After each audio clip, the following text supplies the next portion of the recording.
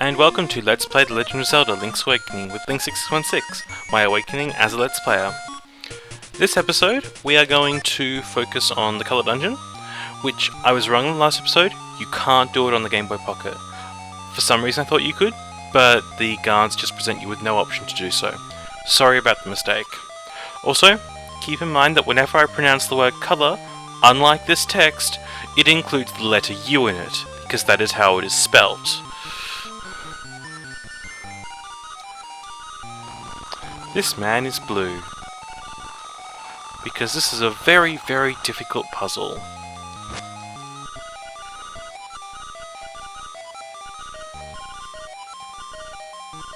Red. So what I thought happened in the pocket version was that you would be able to X the dungeon, but you just didn't get colour, which would make it practically impossible, but this is apparently not true.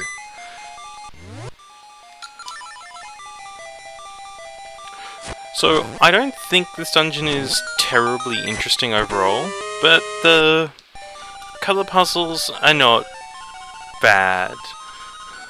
It's mostly a very easy dungeon though. It also is very good for making money. If you're going to earn the bow and arrow legitimately, the way to do it would probably be to enter here. So get the shovel, get bombs, so you can enter here, and then just keep going in and out, in and out, in and out, to get as many rupees as possible.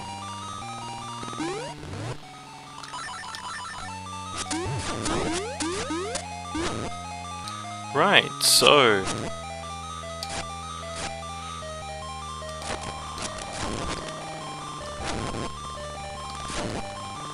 and in the right holes they go. As you can see, they tried to run a lot with the colour gimmick, but sadly the colour gimmick doesn't really have enough to it. A lot of these ideas are really great, but there's just not enough actual complexity to them compared to the other puzzles. This one starts to show some signs of interestingness. If it was larger, it'd probably actually be an interestingly complex puzzle. As it stands, it was just far too quick to solve.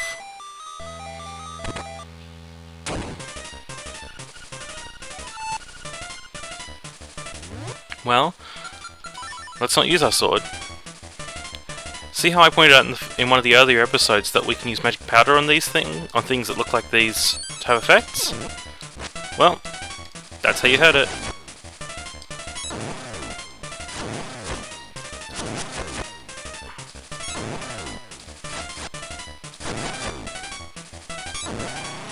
I think that boss would have been very difficult if you didn't already know that the other things that share that shape are actually vulnerable to this.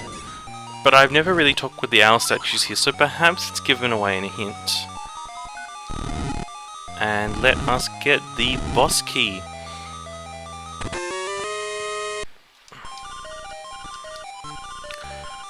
So this dungeon is a little unique in that it has 2 mini-bosses but no internal teleport. And the game itself registers this dungeon as Dungeon 0, as you can see with the L0.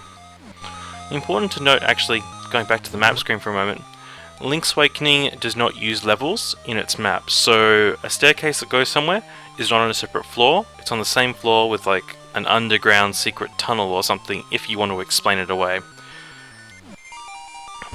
Games like the Oracles and Link to the Past, when you go into the map screen, you can see the floors of the dungeons.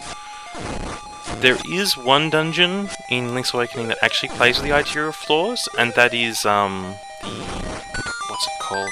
Eagle's Tower, I think is the name. And I think it explores the concept relatively well, as far as a lot of games tend to explore those kind of concepts. It probably could be done better, but let's equip ourselves a bow. 1, 2. I used to use bomb arrows on those, but when I was actually practicing for this playthrough today, I found that you can actually just use arrows just fine. I'm going to need that. So as you can probably see here, it goes from red to red. Sorry, from green to yellow to red to indicate how damaged they are. What am I doing? I go here, something like this. I've always had difficulty with these kinds of puzzles. Ah, there we are. Now, I don't think I have a key, do I? No. Let's go back a little bit then.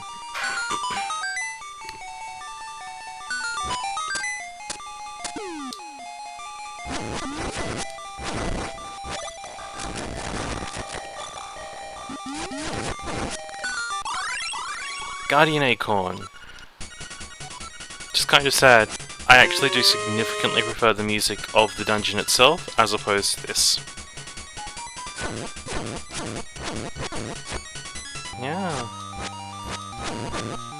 Well, that was some particularly bad playing.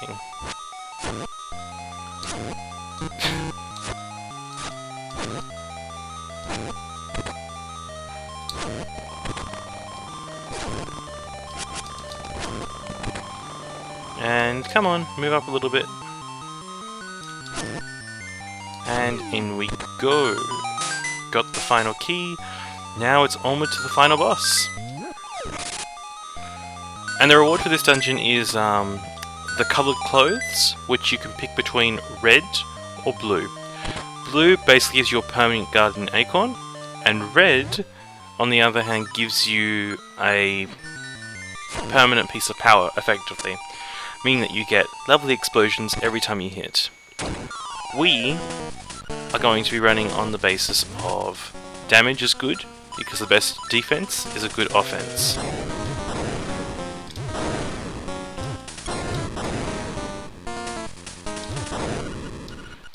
Now, you could actually put in the effort and pay attention to the colours and not make them spawn bad guys or anything. But with bomb arrows, why bother?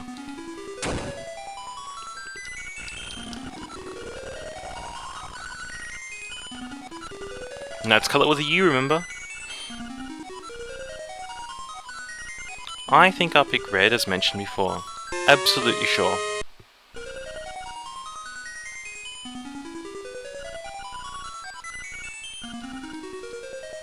Right, so let's go try out our red clothes quickly.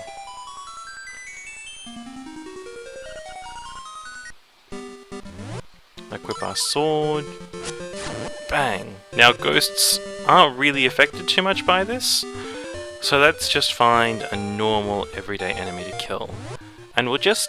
usually it's a one dungeon, but I just want to quickly pick up something in the mysterious forest as well. So let's just go a little bit further.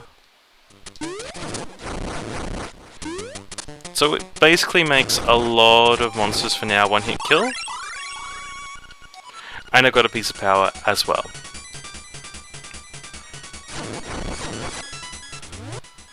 Now, what I'm doing here is I'm just going to increase the amount of arrows I can hold, which will also replenish my arrow stock entirely. Which will keep us nice and stocked for the rest of the game, as arrows are a fairly rare substance. This guy appeared in Link to the Past, and punished you by making your magic cost half as much. Not much of a punishment, really. Perhaps not. No. I'm ready.